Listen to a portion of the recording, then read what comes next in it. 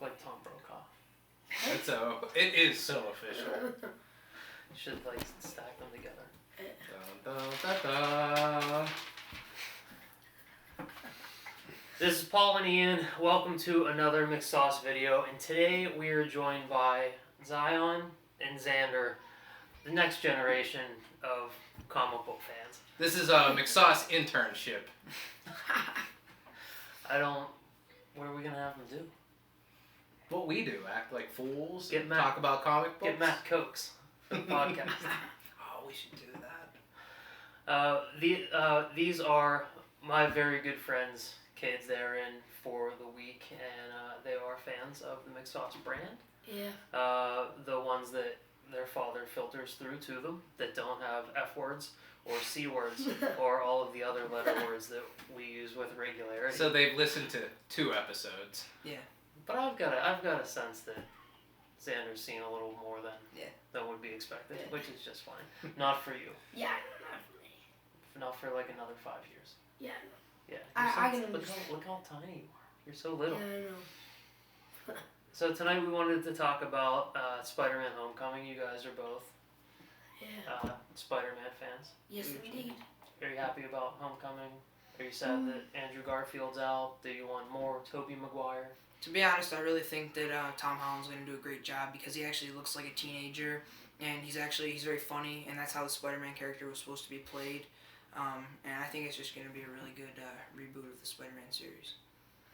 Yeah, Tom Holland does really have that teenager vibe that I think's missing in some of the other Spider-Man movies. Like Andrew Garfield kind of was a little bit of a teenager, but he was peak teenager. He was Ferris Bueller with superpowers. So this is going to be a little more everyman teenager, I think. Yeah, I don't think I'm going to have to pull my Pretty Little Liars card and suspend disbelief that these 29-year-olds are 17. I think Tom Holland and the rest of the cast is going to fit right in age-wise. Yeah. Are you okay with that? Yeah, I'm fine. Now, you mentioned something before we started recording, something that was disturbing to me. Spider-Man 3, your favorite Spider-Man? Yes. Defend yourself. Oh, well, basically, the reason why it was my favorite was because there was 2 villains that I had never even knew. And that pretty much, that was the first Spider-Man movie I ever saw. And like I said, So that was your first Spider-Man movie I saw. That was your first introduction to Venom? Yes, and Sandman. Yeah. A good Sandman, real good Sandman stuff Yeah. in Spider-Man 3. As much as that movie gets shit on, the Sandman stuff was really good. Yeah, because I think that was Sam Raimi's first vision. That was the villain that he wanted to have. He probably did a lot of writing to push the movie in that direction, and then the studio came in and said, we need Venom. Yeah. A dash of James Franco, Green Goblin. And there was a lot of sympathy connected to Sandman and that character like there was with Alfred Molina's Doc Ock in 2, and it could have had a similar tone. And Spider-Man 2 is still maybe the best superhero movie. Yeah, maybe. Except for you like the bad one. Yeah. Well, he also requested to watch Revenge of the Sith today. Really? See, this is that generational divide that we don't know about. These movies that we sit here and make fun of all the time, they're your movies. These are the Star Wars and the Spider-Man that you guys grew up with. What's your favorite part about Revenge of the Sith? How the Mustafar fight scene. Yeah, that's a good fight scene. Yeah. Right? Yeah, it's good. It's about 20 And minutes too long, but yeah, it's good. Well, my second other favorite part was probably the battle of Coruscant. The space battle in the beginning. Yeah, and that's a good one too. Yeah. Are you a Revenge of the Sith person as well? To be honest, I really like it because I feel like it just wraps up everything that they were trying to get through. And 1 and 2 were just absolutely terrible. I couldn't stand them. The prequels were just awful. But I feel like that's what we like to hear. Yeah, I just in feel your face, Matt. Yeah, I just feel like 3 just kind of brought back the feeling of Star Wars, and it was a wrap up of everything that they've been missing. The first 20 minutes of Revenge of the Sith are really, really good. And by the time we sat down to watch that movie, I was like, oh, finally, here we are. We're getting back to what the prequels should have been. But then after that, it just slips and slides all the way to the very messy end, which is just as disastrous as anything else before it. When people tell you 3 is the good one, they're wrong. Yeah, I mean, yeah. I mean, and like relatively, it's the good one, right? Yeah. But they're all It has they're all good questionable. It has good parts. I like to watch all those movies with an eye to the stuff that I enjoy seeing and watching over again. The Darth Maul stuff and Phantom Menace, the fight on Mustafar, and then in Battle of Geonosis. I don't know. I'm like having that. a hard time finding the stuff that I like about Attack of the Clones. You are this close to getting fired from the Yeah. McSoss. I mean, Attack of the Clones is basically just a love story, just so they could get the third movie started with the baby Luke and Leia, and that was just basically all that. And I hated that movie. It was I like love stories, but only with people that actually seem to be in love.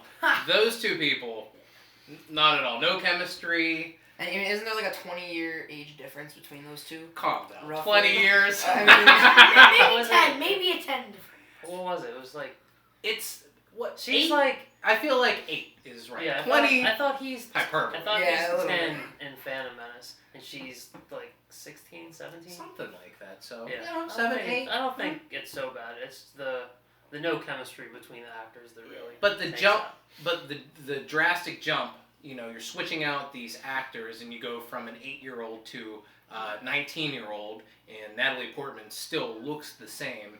It's drastic. They should have Right. rethought all of that. It's like They George should have Lucas- rethought a lot of things. George Lucas wanted that poster to have little itty bitty baby Anakin and then Darth Vader's shadow, and then he built a story around that image. Yeah, the prequels are one movie too many. You can tell that whole story in 2 movies, and it would be really good. So Spider-Man speaking- Homecoming. Speaking of love interests, no Mary Jane or Gwen Stacy seemingly in Homecoming. We get Liz Allen, who's been a peripheral character in Spider-Man books for a long time, and Zendaya's character, who I don't know. Who that Some is. rumor about her maybe being revealed as Mary Jane. So Do you know that? What do you know I did about not. Zendaya and Homecoming? Well, I just don't like- I saw like this little thing today on Disney Channel that showed her like interviewing Peter Parker and Spider-Man. Yeah. And then one I can't think of his name. His friend who tries on the mask. yeah, I know who you're talking about. Yeah. Heavy set His name is, Asian kid, yeah. right? Okay. Yeah. I just think, to be honest, I think she should stay with Disney because I don't think she has any business being in a Spider-Man Oh, movie. shots Zendaya. fired! Yeah. Now I was gonna ask you because I don't know what Zendaya does. She like, just goes on. She does Disney Channel shows like She's an He's actress. Amber yeah, like there's this one like she's a spy, and there's just she just does like these shows, and she's just this really passive Mhm. in some shows, and a really aggressive character. There's really no medium, and I just don't think she belongs in a Spider-Man movie. Oh, so you think her work is not up to Spider-Man quality? No. That's interesting. See, I'm not familiar. I didn't know who she even was. So that's good to hear that they're like an actual person who's seen what she does. What do you think? Who would you cast Well, as for, like a love Zendaya? interest? I mean, Yeah, what do you think about Zendaya? To be honest with you, I mean she does do really good with Disney shows, movies, and all that. Well, Like Spider-Man Homecoming is a Disney movie. I know, but she should just not be in that. Oh, not fans of Zendaya. Yeah. Now, do you think that there's somebody that you would cast as the love interest? Somebody that who's your favorite young actress? well, young actress probably Peyton List, but she probably wouldn't belong in a Spider-Man movie either. I mean, I'm not thinking like adults, but like not like too young, like people like Zendaya. I mean, just I don't know. I'm not really huge on actresses, but I don't know. Well, Peyton List could be Mary Jane because. Oh, she's- I, I'm she's thinking supposed Gwen to be a Stacy. model. Yeah, She's Gwen. blonde, so. No, that too. yeah, that could actually work.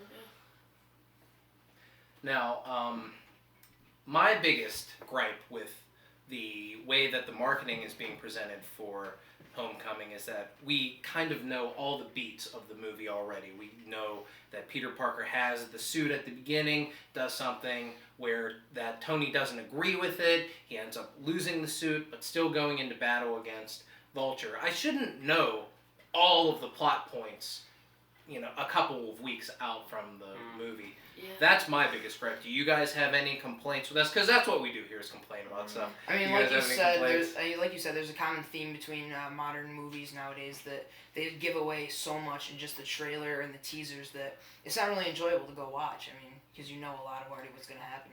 Yeah, the factor of like the surprise and the wow factor of things happening on the screen.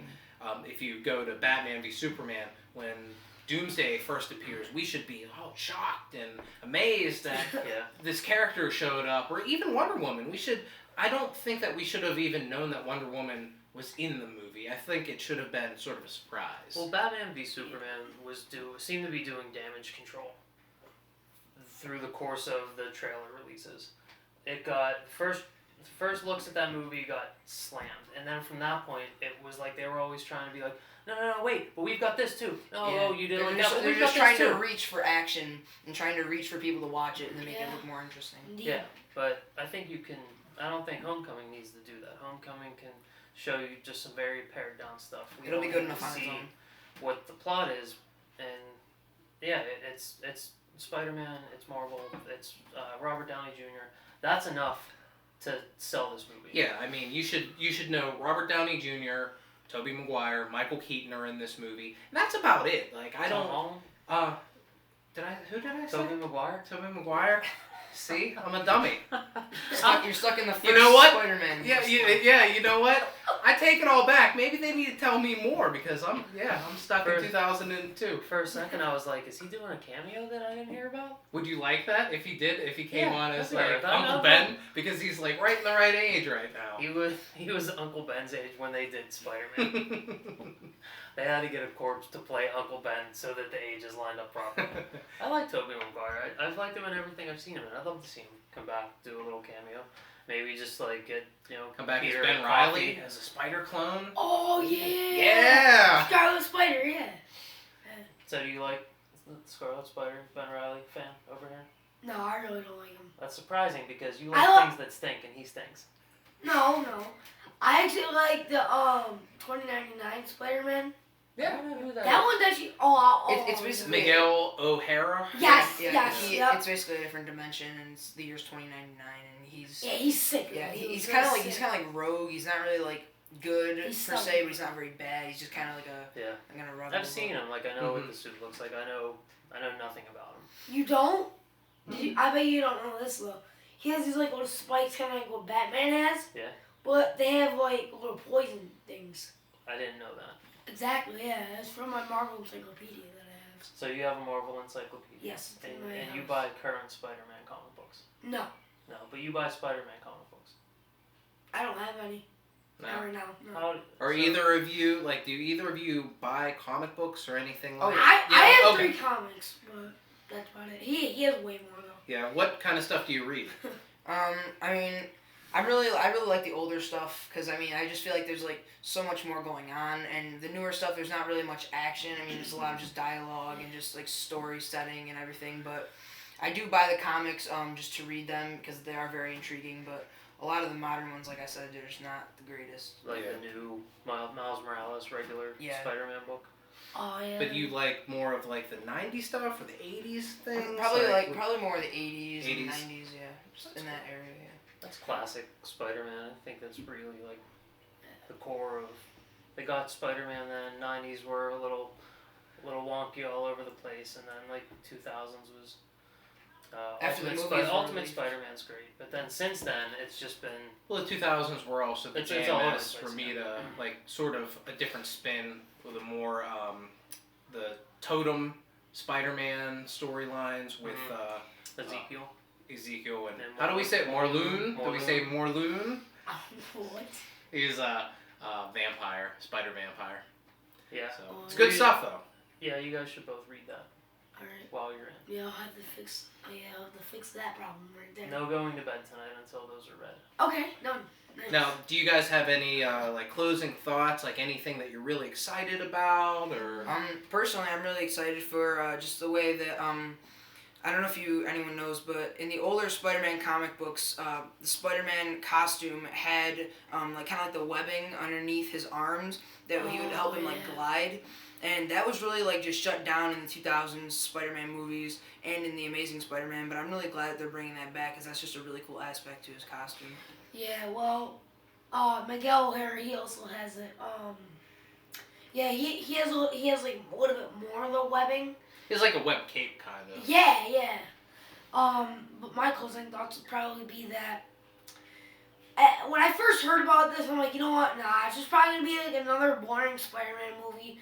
Maybe. How dare you? Shots fired at Andrew Yeah. Garfield. Oh. No. Cause like boring Spider-Man movie with like same villains and like that kind of stuff. I'm like, And as soon as I watched the trailer, I'm like, that actually may be interesting.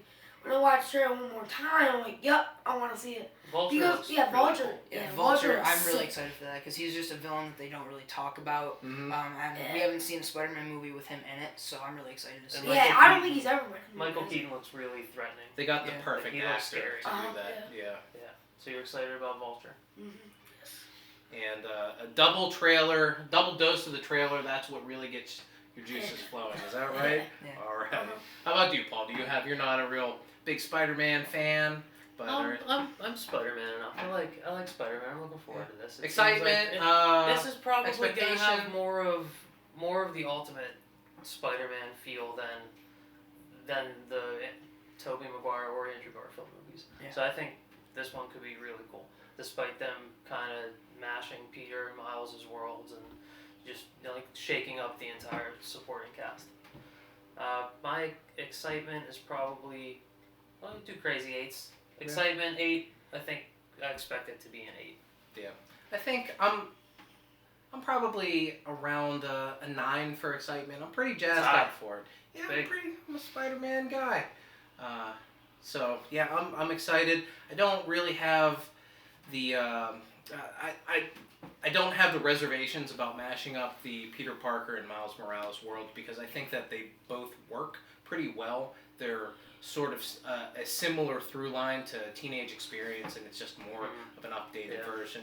So I'm not all that upset with it. Everything that I've seen so far, and we've seen a lot, and that's a big complaint, but I think I'm on board with everything. There hasn't been any part of the trailers or any of the chatter online that I'm apprehensive about. So yeah, everything's been pretty positive up to this point. I think excitement 9, expectation maybe an 8. Hopefully it'll surpass my numbers. Zion, on a scale of 1 to 10, how excited are you for this movie? I'll say about an 8. 8's a good number. Xander? I'd say probably about an 8 too. You don't want to get too high. You don't want to go for a 9 because that's just further to The fall. internet will never let you forget it. That's going to do it for us tonight. Thanks to Xander and Xion for coming on and talking some Spider-Man. No and problem. we will see you next week. Bye, folks. Have a nice night. No dab? No.